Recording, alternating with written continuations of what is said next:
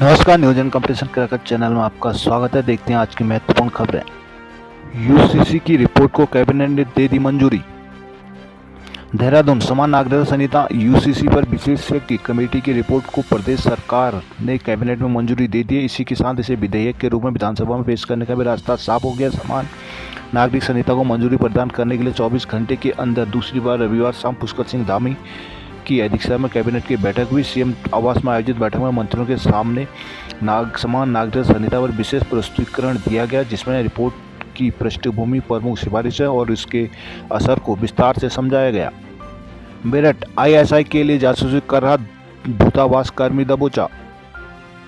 Meerut UP ATS ने पाकिस्तान की खुफिया एजेंसी आईएसआई के लिए जासूसी करने वाले हापुड़ निवासी दूतावास कर्मी सत्येंद्र सिवाल को रविवार को गिरफ्तार किया। सत्येंद्र की तैनाती वर्तमान में रूस में भारतीय दूतावास में थी और आरोपी छुट्टी पर अपने घर आया हुआ था।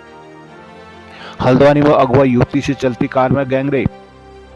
हल्द्वानी कोतवाली क्षेत्र में कार सवार 4 युवकों ने युवती को जबरन कार में खींच लिया। आरोप है कि 2 युवकों ने उसके साथ सामूहिक दुष्कर्म किया। आरोपी शाम 7 बजे से रात 10 बजे तक कार शहर की सड़कों में दौड़ाते रहे और बाद में युवती को मुखानी चौराहे पर उतारकर फरार हो गए।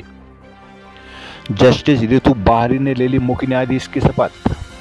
उत्तराखंड हाईकोर्ट की नवनियुक्त मुख्य न्यायाधीश जस्टिस ऋतु बाहरी ने रविवार को पद और गोपनीयता की शपथ ग्रहण की। राजभवन में आयोजित समारोह में राज्यपाल लेफ्टिनेंट जनरल गुरमीत सिंह ने उन्हें शपथ दिलाई। इस दौरान मुख्य सचिव राधा रतूड़ी ने जस्टिस बाहरी को उत्तराखंड उच्च न्यायालय के मुख्य न्यायाधीश बनाए जाने से संबंधित अधिपत्र भी पढ़ा। सरकार यूसीसी पर विस्तार से चर्चा कराएं, यशपाल। कांग्रेस ने यूसीसी पर विधानसभा में विस्तृत चर्चा कराने की मांग उठाई है। साथ ही यूसीसी जैसे अहम विधेयक को देखते हुए कांग्रेस ने सरकार से सत्र की अवधि बढ़ाने का भी अनुरोध किया है। विधानसभा की कार्य मंत्रणा समिति की बैठक के बाद नेता प्रतिपक्ष यशपाल आर्य ने पत्रकारों से बातचीत की। इस दौरान उन्होंने कहा कि कार्य मंत्रणा समिति में अभी पहले 3 ही कार्य योजनाएं तैयार हुई हैं। सरकार चाहती है कि यूसीसी विधेयक भी इसी सत्र में पटल पर रखा जाए। चूंकि यूसीसी अहम विधेयक है, इसलिए सदन में इस पर व्यापक चर्चा की जरूरत है। सोमवार को कार्य मंत्रणा समिति की बैठक में विपक्ष यह बात मजबूती से रखेगा कि यूसीसी विधेयक के मद्देनजर सत्र की अवधि बढ़ाई जाए। विकासनगर शराब को लूटने आए एक बदमाश को लोगों ने पकड़ा, 2 मुठभेड़ में धरे। विकासनगर मुख्य बाजार में रविवार सरेआम बदमाशों ने ज्वेलरी शॉप में घुसकर सर्राफ और सेल्स गर्ल से मारपीट कर लूटपाट का प्रयास किया, लेकिन दोनों के शोर मचाने पर आरोपी वारदात को अंजाम न दे सके और बाइक छोड़कर भागने लगे। एक बदमाश को आसपास के व्यापारियों ने पकड़ लिया, जबकि 2 बदमाशों को पुलिस ने आसन बैराज के पास से मुठभेड़ में गिरफ्तार किया। दोनों बदमाशों के पैरों में गोली लगी हुई है। मंसूरी में कोहरे ने रुकी रफ्तार, लगी वाहनों की कतार। देहरादून में बारिश से गिरा तापमान, ठंड से ठिठुर रहे लोग। देहरादून सर्वे ऑफ इंडिया ने जीती वॉलीबॉल चैंपियनशिप। उत्तराखंड परिवहन सेवाओं का किया जाएगा विस्तार, मुख्यमंत्री। 4 धाम यात्रा व अन्य पर्यटन स्थलों के प्रति बढ़ते लोगों के रुझान को देखते हुए उत्तराखंड सरकार परिवहन सेवाओं का विस्तार करते हुए हर क्षेत्र में नेटवर्क तैयार करेगी। इसके लिए प्लान तैयार किया जा रहा है। मुख्यमंत्री पुष्कर सिंह धामी का कहना है कि देश दुनिया में जिस प्रकार उत्तराखंड के प्रति आकर्षण बढ़ रहा है, उसमें परिवहन सेवाओं में विस्तार की जरूरत है। उसी के अनुरूप राज्य में परिवहन सेवाओं का विस्तार किया जाएगा। पिथौरागढ़ किशोरियों के लापता होने से धारचूला में गुस्सा, आज बाजार बंद।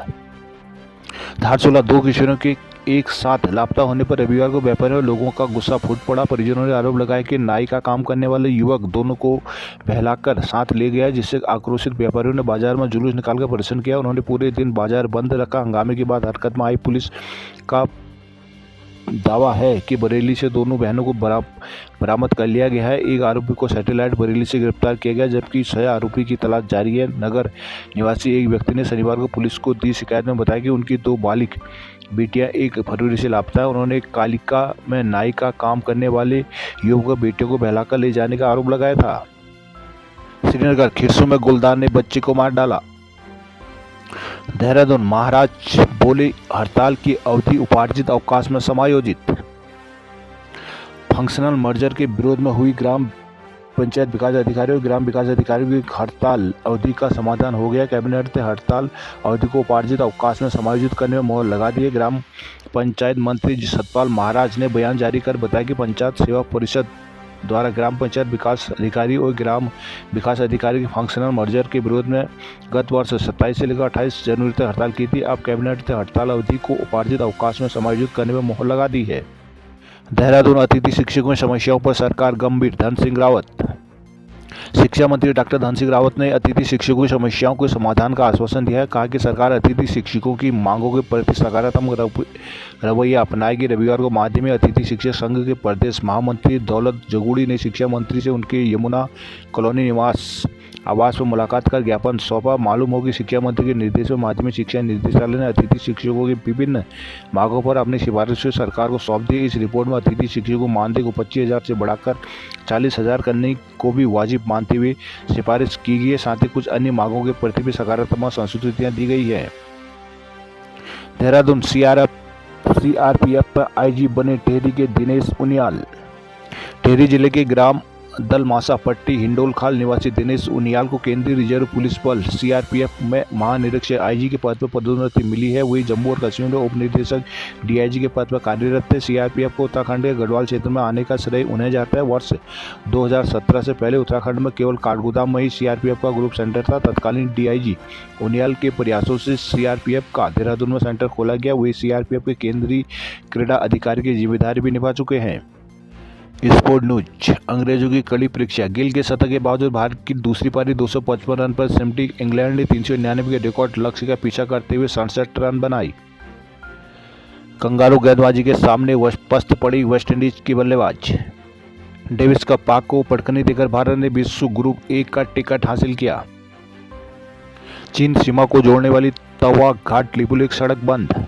चीन सीमा का जोड़ने वाली तवाघाट लिपुलेख सड़क पहाड़ी दरकने से बंद हो गई, जिससे ब्यास घाटी में रहने वाले 3,000 से अधिक ग्रामीणों का शेष दुनिया से संपर्क कट गया है। आगामी 2 से 3 दिन में सड़क खुलने की संभावना जताई जा रही है। जनपद में मौसम के बदले रुख के बाद सड़कों का बंद होना शुरू हो गया। तवाघाट लिपुलेख सड़क में शनिवार देर रात पांगला के समीप पहाड़ी दरक गई। भारी मात्रा में मलबा बुलडोजर सड़क पर गिर गए, जिससे इस मार्ग में आवाजाही पूरी तरह से ठप हो गई। मार्ग बंद होने से गाला, जिप्ती, तांकुल, सिमकोला सहित ब्यास घाटी में रहने वाले ग्रामीणों के तहसील मुख्यालय आवाजाही करना मुश्किल हो गया है।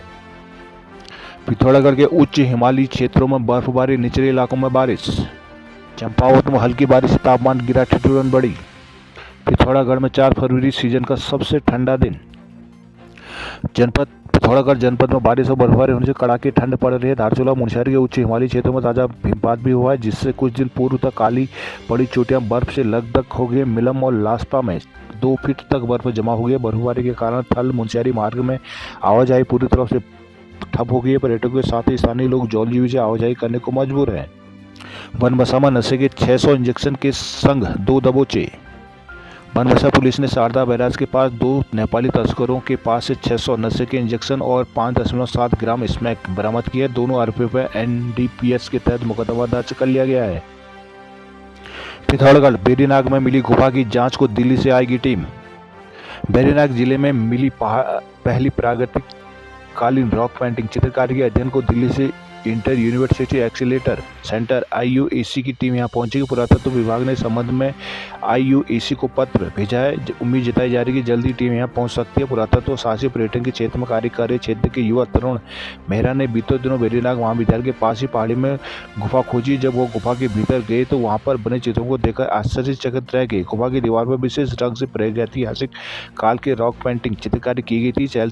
चित्रों में मानव आकृतियां भी बनी हुई है। भारतीय पुरातत्व सर्वेक्षण के अधिकारी चंद्र सिंह चौहान ने बाद में उक्त गुफा का निरीक्षण भी किया। उनका कहना है कि इस तरह की पहली बार जनपद में गुफाएं मिली हैं। उन्होंने बताया कि गुफा की विस्तृत जानकारी के लिए कार्बन डेटिंग के दृष्टिकोण से अध्ययन करने की आवश्यकता है।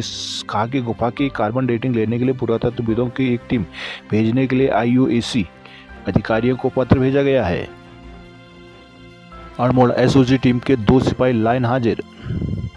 अल्मोड़ा मादक पदार्थों की तस्करी की रोकथाम में जीरो टॉलरेंस नीति नहीं रखने के आरोप में SOG टीम के 2 सिपाहियों पर गाज गिरी है। SSP देवेंद्र पीछा ने दोनों पुलिस कर्मियों को लाइन हाजिर कर दिया है। वहीं SSP की कार्रवाई को शनिवार रात सल्ट में पकड़े गए गांजे मामले से जोड़ा जा रहा है। इन दोनों पुलिस की ओर से मादक पदार्थों की तस्करी रोकने के लिए विशेष अभियान चलाया गया था। SSP देवेंद्र पीछा थाना चौकी पुलिस के साथ SOG टीमों को भी ड्यूटी के प्रति गंभीरता लाने, मादक पदार्थों की तस्करी मामले में जीरो टॉलरेंस नीति के तहत कार्य करने के निर्देश दिए हैं।